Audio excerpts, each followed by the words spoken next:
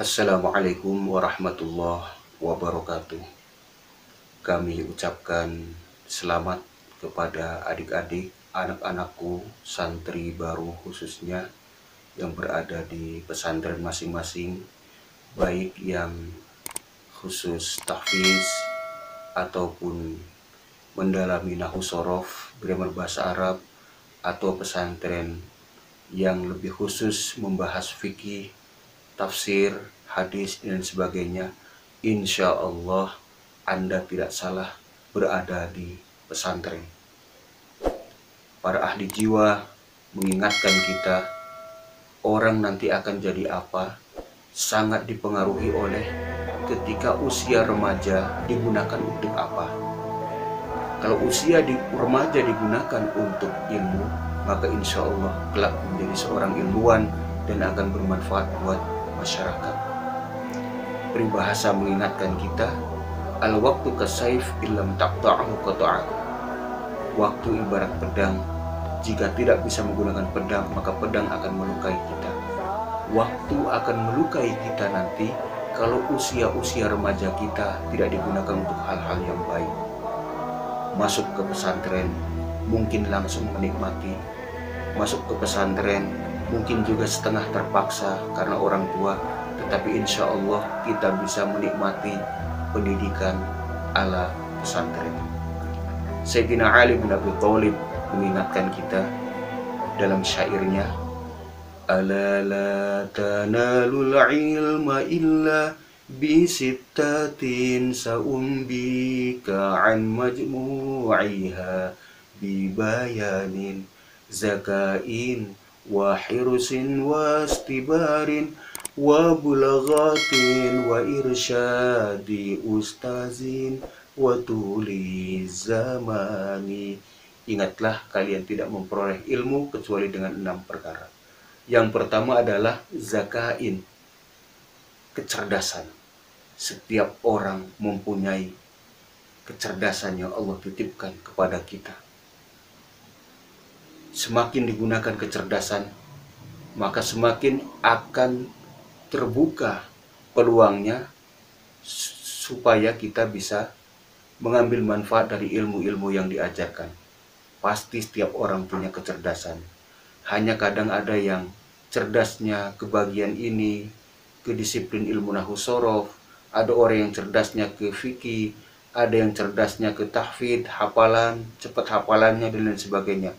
Apapun kecerdasan itu harus kita manfaatkan. Manfaatkan kecerdasan yang telah Allah berikan kepada kita.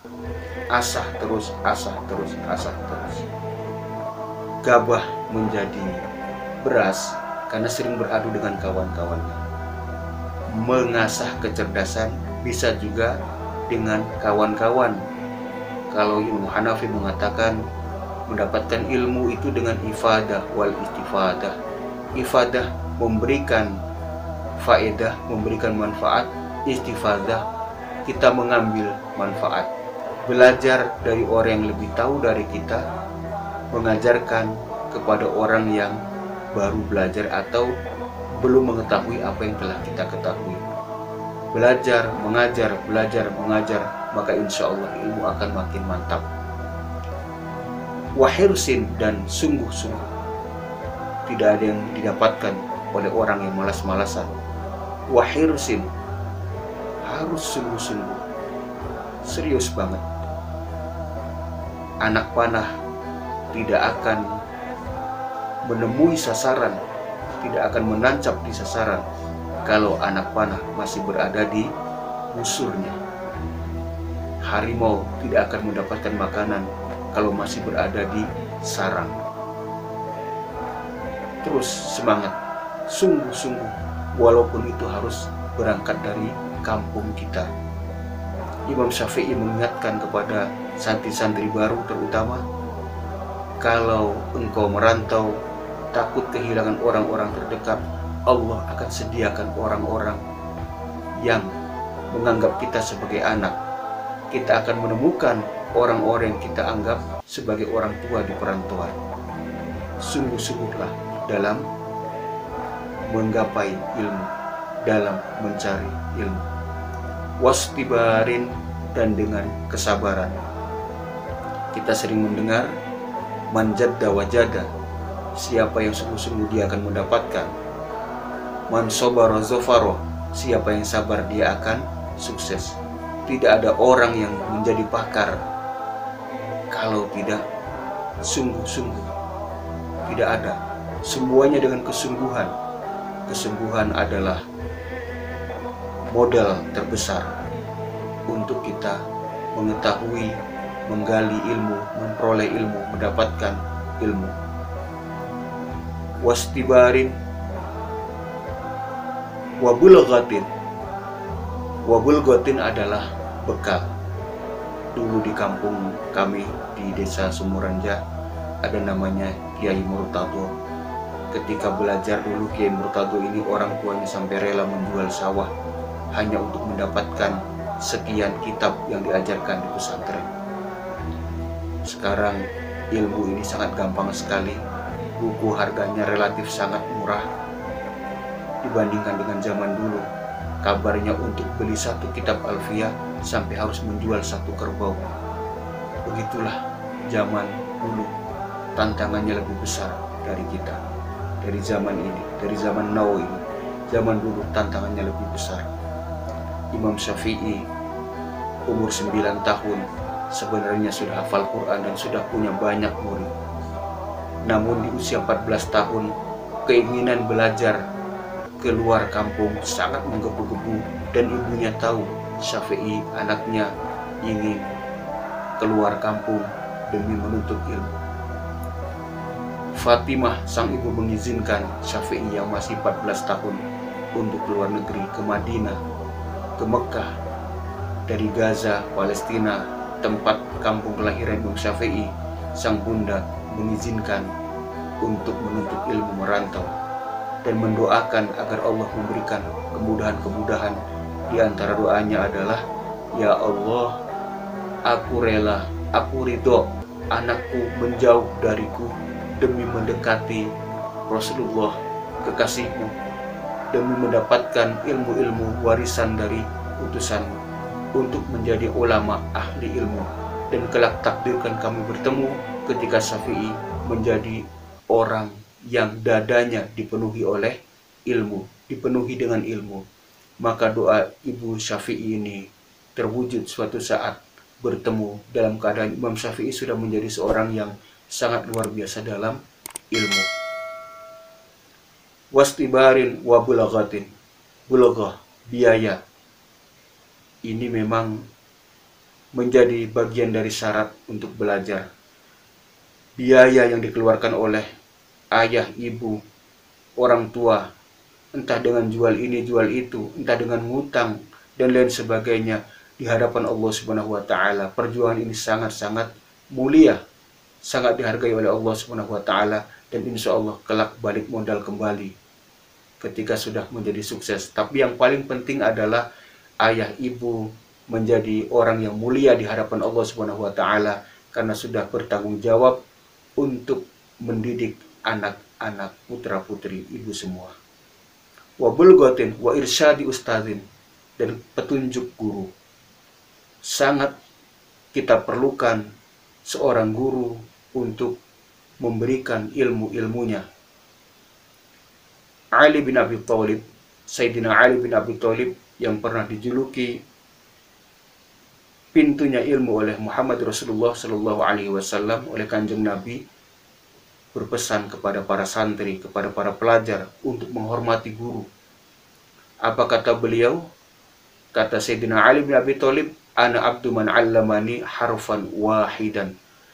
Aku siap menjadi pesuruh, menjadi pembantu, menjadi hamba, dalam arti menjadi budak sekalipun, siap rela kepada orang yang 'allamani harfan wahidan, telah mengajari aku walaupun itu satu huruf. Saking besar penghormatan Sayyidina Ali bin Abi Thalib kepada guru.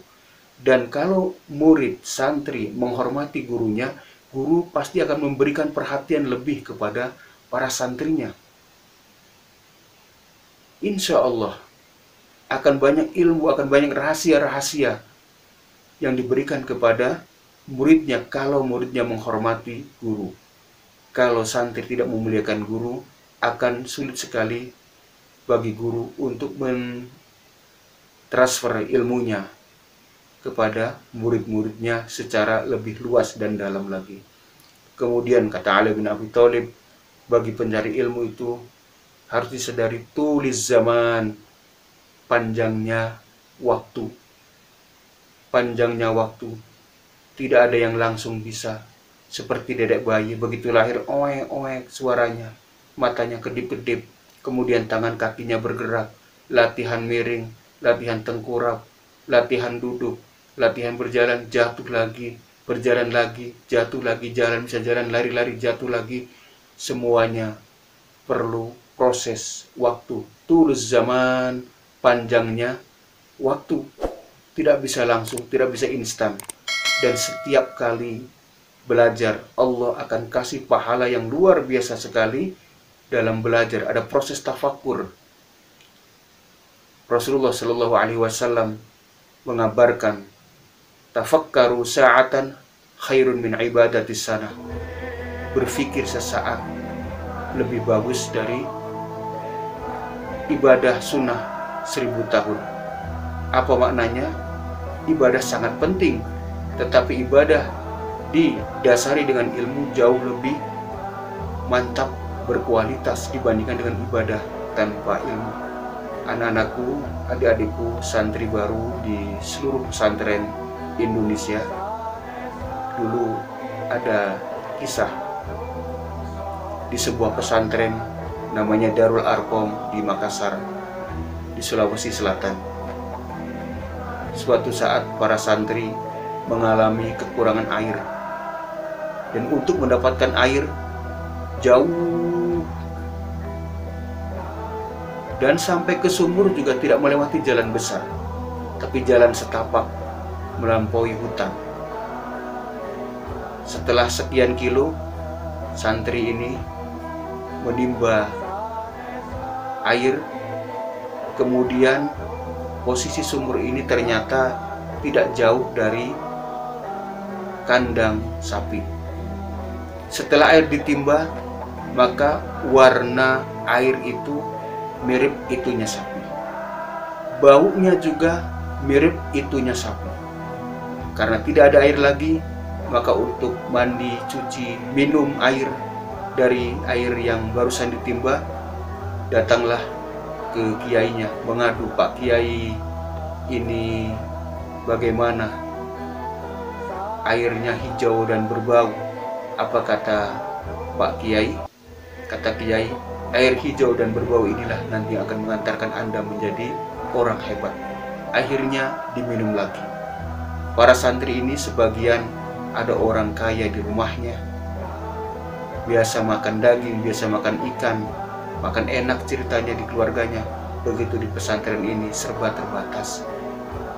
Nasi dan kecap itu menu rutinitas. Kalau ada teri dan kacang, ini adalah sudah termasuk surga dunia, sudah termasuk nyaman banget. Ini nasi dengan kecap, bagaimana cara masuknya ke perut?